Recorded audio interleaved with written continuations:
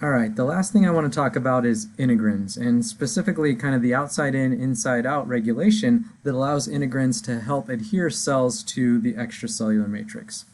So integrins are made of a heterodimer. We have an alpha subunit, shown here in green, and a beta subunit in blue. And these dimerize together to allow the integrin to be able to bind to the extracellular matrix. And the beta subunit also interacts with the cytoskeleton so that adhesion to the extracellular matrix can help kind of regulate the cytoskeleton to position the cell and stabilize it for long-term stability. All right, so this is kind of how the hemidesmosomes form and connect to intermediate filaments, for example. But this protein here, talin, is also going to affect the binding capabilities of the integrins from the inside out. So in other words, the cell can control whether these integrins are active and able to bind or inactivated, and we'll talk more about that as well. So just remember that there is outside-in signaling, and that's the extracellular matrix signaling the cell to become stable and to survive because it's in the right place if the integrin's binding to the right extracellular matrix proteins, but also inside-out signaling where the inside of the cell basically activates the integrins if the cell is ready to bind and become stabilized in the right place and so forth. Alright, so this is kind of that whole idea of outside-in activation. So there is two different conformations that the extracellular domains of the integrins can be in. So the integrins can be in this kind of folded up conformation where they are unable to bind to the extracellular matrix, or they can be activated and extended where they are able to bind. And so inside-out activation basically is signals from the inside of the cell that say, okay, we're ready to stabilize, we're ready to set up roots, all right? We've matured, we're ready for a family, whatever you might want to think about it, but this cell is ready to set up roots, and so it extends its extracellular domains of the integrins, and that allows it to now bind. And so that is inside-out activation, the inside of the cell affecting the conformation and the structure of the extracellular domains of the integrins, allowing them to be active. And you can see here that this is actually an electron micrograph of an integrin in its inactive form and then in its extended active form. And you can kind of see the alpha and beta subunits that have extended and now can bind to the extracellular matrix. So how does this inside-out activation occur? Well, as with most things, it's dependent on extracellular signals that basically tell the cell what it should be doing. So here we have examples of signal ligands that are binding to receptors, and those receptors are going to send a signaling cascade to the inside of the cell. And if those signaling cascades basically tell the cell, okay, it's ready to set up roots and kind of stabilize and bind to the extracellular matrix, then it will activate talin. And actually, as I was trying to describe this first, I went back and deleted it because I realized that this figure is actually labeled wrong. This would be the active tyrosine kinase. So here's our tyrosine kinase. The tyrosine kinases are dimers that then phosphorylate each other. And this would be our G protein coupled receptor. But basically what it's showing is that ligands have bound that basically are signaling the cell to activate the integrins. And so those signals ultimately will take talin that is in this inactive conformation and activate it. And you can see talin then becomes extended. And extended talin forms a dimer with itself, a homodimer, that extends this. And each of these head groups of talin binds to the beta domains, the beta integrins. And so this actually extends those, kind of pushes them apart, if you will, and by altering the conformation of the inside, the cytoplasmic domain of integrin, it extends the extracellular domain as well, thus activating it. And if we jump back a slide for a second, we can see here that the alpha-beta dimer, especially from the inside, is much more close together. All right, it's not that they're far apart in the active form, but they're closer together, and that kind of causes the conformation of the inactive conformation, the extracellular domain. And then when they are kind of activated and shoved apart just a little bit on the cytoplasmic side, that has an extracellular change as well. And so talin essentially shoves kind of these apart, and from the inside of the cell will activate the outside for binding. All right, so let's think about what happens here for a second. So if you had a mutation on the inside of the cell, that could lead to a loss of ability of the integrins to bind on the outside of the cell because we have this critical inside-out signaling. Just like we have outside-in signaling with ligands binding to the receptor, when the ligand binds the receptor on the outside, it causes a conformation change on the inside. Well, this here is basically an interior ligand, talin, binding to the inside of the cytoplasmic domain of the integrins and activating the outside, changing the conformation on the other side of the membrane. And so if you lose that inside-out signaling, the cell is going to basically have inactive integrins and it's going to continue to migrate. And this actually can be detrimental because this now allows the cell to move from its perceived home, and it could potentially cause more metastasis because now suddenly that cell is not anchored to the place it's supposed to be, and if it's released it can get into the bloodstream, start setting up shop everywhere else because it's no longer activated its extracellular matrix binding integrins. Right? However, the cell does have a fail-safe mechanism in place, and we talked briefly about this before, but that fail-safe mechanism is designed to ensure that cells only grow in the correct areas. Right? So we have adhesion/contact-dependent survival signals. So cadherins, when cadherins adhere, that adhesion sends survival signals into the cell, and that's because the homophilic cadherin adhesion, the same cadherin in one cell is bound to the same cadherin in another cell. That indicates to the cell that it's bound with tissues of its own type. It's in the right place. Cell-cell adhesion can provide that survival signal.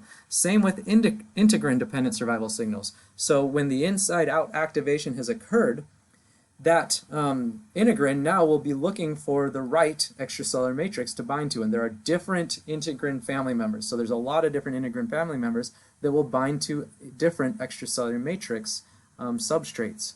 And so depending on the environment that the cell is supposed to be in, it will have certain integrin dimers that are made for that correct environment. And so if that integrin binds to the correct environment, that indicates the cell's in the right place, and it will get survival signals. A lack of binding over a long period of time will cause that cell to commit apoptosis due to the lack of survival signals. And this is fail-safe because if that cell migrated to the wrong spot, which is already to metastasize, it will not get those survival signals because the integrin can't bind to the wrong extracellular matrix, and then the cell will die.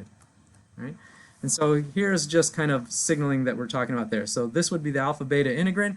When it binds to the right extracellular matrix, whether that be lots of laminin or fibronectin or collagen or you name it, when that happens, it has intracellular signaling changes that basically leads to activation of proteins that help promote cell survival and basically block apoptosis. Right, same with cadherin-mediated adhesion. When cadherins bind, you get activation of things like beta-catenin, which goes and activates Kibra and Merlin and so forth and so on. And basically that activates a transcription factor that will help lead to gene expression of genes that cause cell division, anti-apoptosis, and cell survival. So if these cells are not receiving the correct adhesion, basically to the cell that means it must not be in the right place, and therefore over a period of time, if it's not receiving those cell survival signals, it will undergo apoptosis and kill itself for the better of the organism. So loss of inside-out signaling can help a cell migrate more, which could be dangerous, but the fact that it needs to adhere after a certain amount of time to ensure that it's in the correct place, and in the absence of that binding, no survival signals, that cell undergoes apoptosis, that prevents that from causing as much metastasis as it might otherwise cause. There are a lot of diseases caused by defective adhesion. Right, so here you just see some of the different family members. Alpha 5 beta 1, so there's multiple alpha subunits, there's multiple beta subunits, and this is how they're named. So alpha 5 beta 1 hooks to that dimer is specific binding for fibronectin. Alpha 6 beta 1 preferentially binds laminin. Same with alpha 7 beta 1, alpha 6 beta 4. So you can see you have a lot of different combinations of alpha and beta subunits. And when they are non-functional, you can start to get different diseases. And the most problematic malfunctioning subunit is the beta subunit. So if your beta subunit is mutated, that individual has much bigger problems than if the alpha subunit's mutated. And there's a reason for that. Beta subunits will bind to multiple alpha subunits, and so they tend to be more problematic because if you mutate beta 1, you can see that 3 key integrin dimers are mutated, where if you mutate alpha 5, it's really only 1.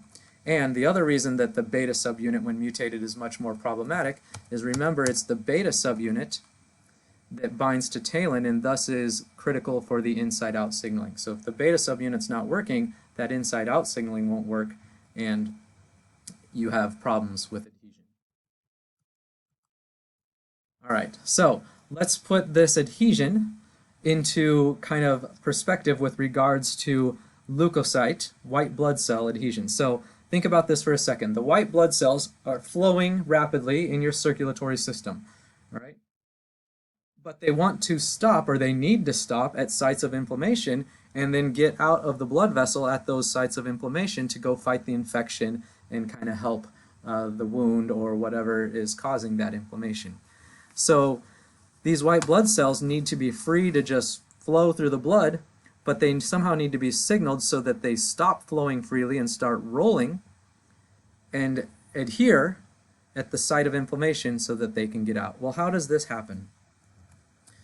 Well, at the sites of inflammation, endothelial cells are cells that line the blood vessels, right? So they basically make the wall of the tube of the blood vessel. So those endothelial cells are signaled to express selectins if they're at a site of inflammation. Right? So if there's inflammation in this part of the tissue here, the blood vessel endothelial cells will have been signaled and they will turn on the gene for selectins, and those selectins will be expressed. All white blood cells have oligosaccharides, certain sugars that selectins bind to. And so if we're at a site where there's no inflammation, there's no selectins by these endothelial cells, and therefore the oligosaccharides on the white blood cells don't bind to anything, they flow freely. But if we have a site of inflammation, selectins now are expressed, they will bind the oligosaccharides on the white blood cells, and that causes weak adhesion and rolling. So in other words, they're not stuck adhered, but they will start rolling along. This signals, this binding, the selectins are basically the ligand for the oligosaccharide containing receptors on the white blood cell. That will signal inside of the cell, and that will cause integrin upregulation and, more importantly, inside out activation. So when those integrins now become activated from the inside out, those integrins create tight binding at this site. And so now, instead of rolling with the selectins, they will bind tightly through the integrins that have been activated by the selectin and carbohydrate interactions here. And then that will, integrin binding signals the cell to undergo conformation change and squeeze out. Right? So selectin signaling induces upregulation and inside-out activation of the integrins. That causes tight binding. So we went from rolling to tight binding.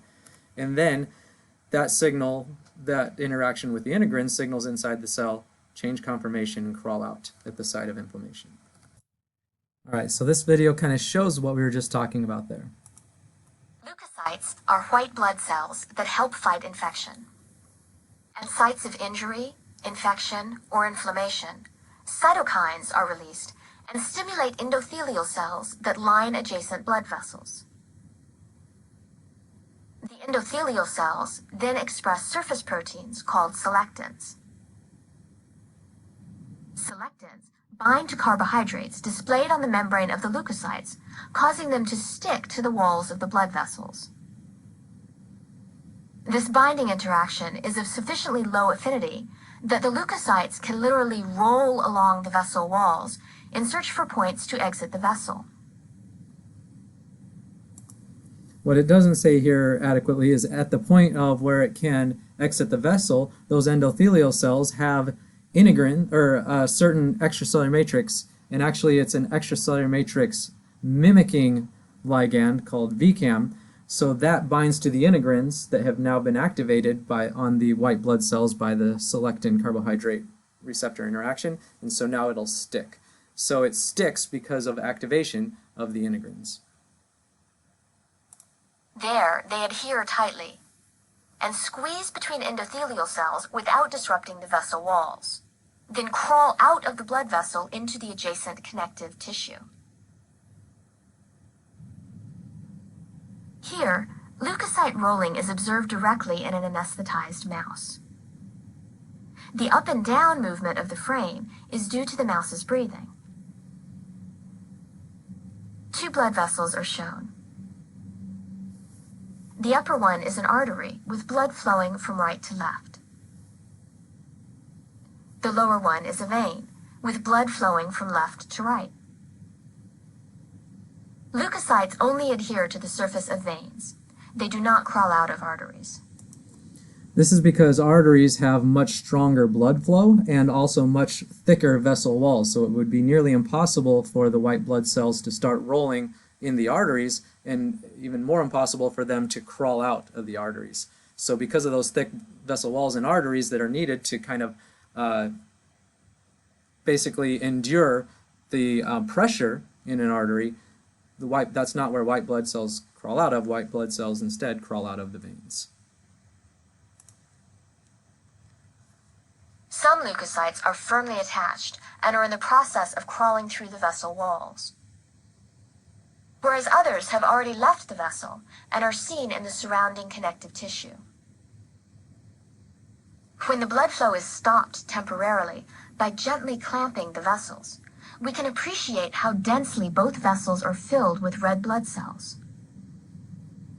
Red blood cells do not interact with the vessel walls and move so fast under normal flow that we cannot see them. When the blood flow is restored, some of the leukocytes continue rolling, whereas all non-interacting cells are immediately washed away by the shear.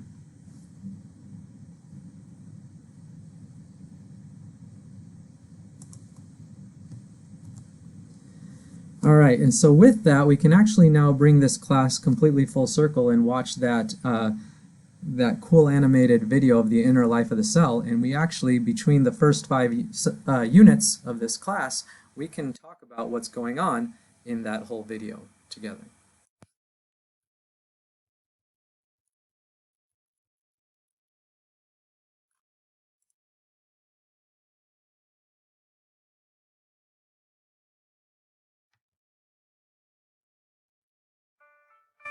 So basically here we have our blood vessel, and the white blood cells are crawling along because of interactions between the leukocytes and the carbohydrate receptors on the white blood cells, and that causes this rolling, and that causes intracellular signaling, right? And here we see a lipid raft, and here we see a receptor that has been activated by an that binding, the selectin binding and rolling. Here we see basically a clathrin-coated pit. Here we see our cytoskeleton, and this is what's going to be reorganized when that cell adheres so it can get out of the blood vessel. We see our actin filaments, our linkage proteins. Here we see a growing actin filament with the monomers. We see our kind of proteins that regulate that and create gel-like. We have proteins that can bind to and break apart. Here's our microtubule growing. There's our dynamic instability. There's it basically breaking down. Here we have a motor protein bringing the endocytosed vesicle into the cell.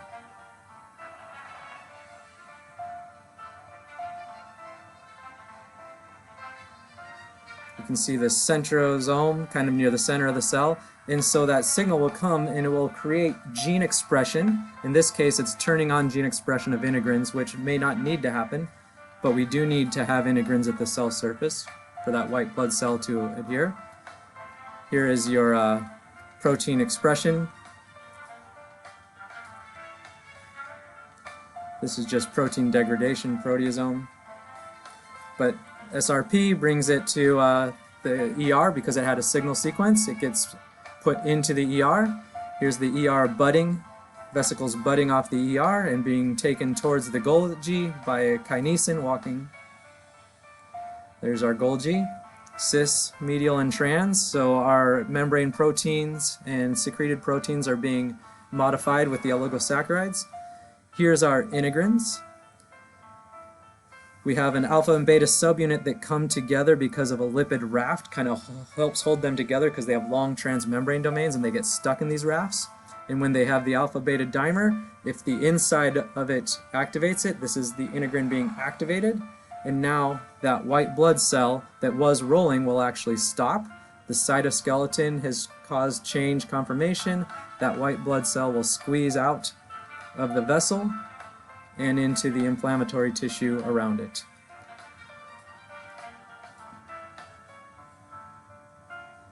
So now you can understand everything going on in that cell.